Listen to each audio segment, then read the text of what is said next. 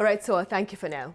Right, back on the local front, vaccine passes come with a validity period that will be strictly enforced starting next Monday, following a grace period from today. Shin Ye-EUN is here with details on that. Ye-EUN, welcome back. Great to be here, Sunny. Right, let's start with the vaccine pass requirement then. Right, from this Monday, vaccine passes will only be valid for 6 months as part of efforts to get people to have their booster shots. In other words, people would need to get an additional jab to enter most public venues if 6 months have passed since the completion of their 1 or 2 dose vaccine regimen. Now, this includes those who were fully vaccinated before July. A 1-week grace period will be allowed to help these changes settle in, after which violators will be fined.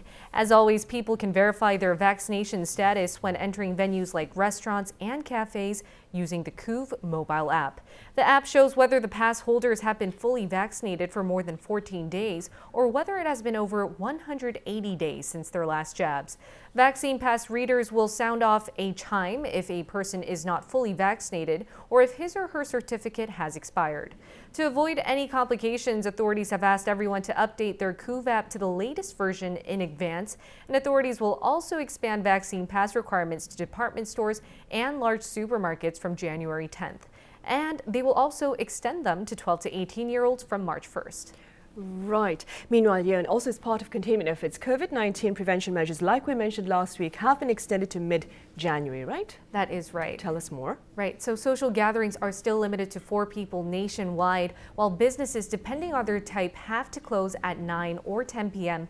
The 9 p.m. limits apply to restaurants, cafes, indoor sports facilities, and the 10 p.m. curfew for private academies, PC rooms, or party rooms. Now, there has been a change in the operating hours for movie theaters and performance halls, though. Previously, these venues were required to close at 10 p.m., but now they can allow customers to enter until 9 p.m. as long as the movie or show ends before midnight.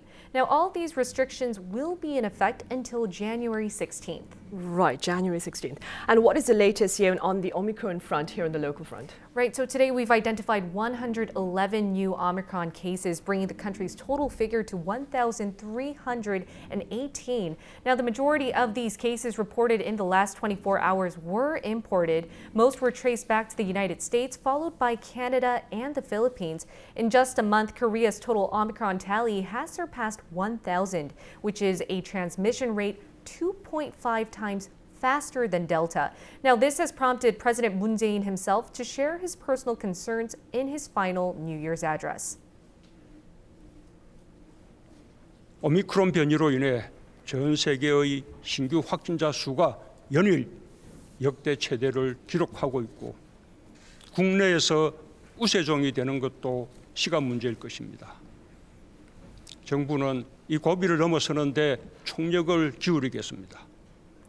And Korea's prime minister wasn't any more optimistic regarding the matter. While he thanked the public for enduring this latest cycle of tough restrictions, he said the country still has a long way to go before we can put the pandemic behind us.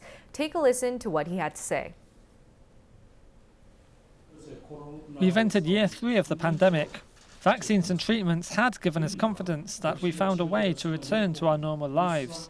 But the appearance of the Omicron variant is posing another global threat.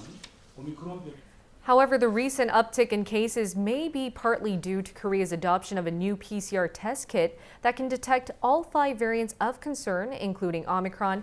Thanks to this handy new kit, Omicron can be identified in 3 to 4 hours instead of days. Right, Ye-EUN, as always, thank you for that, but do stay for the broader talks.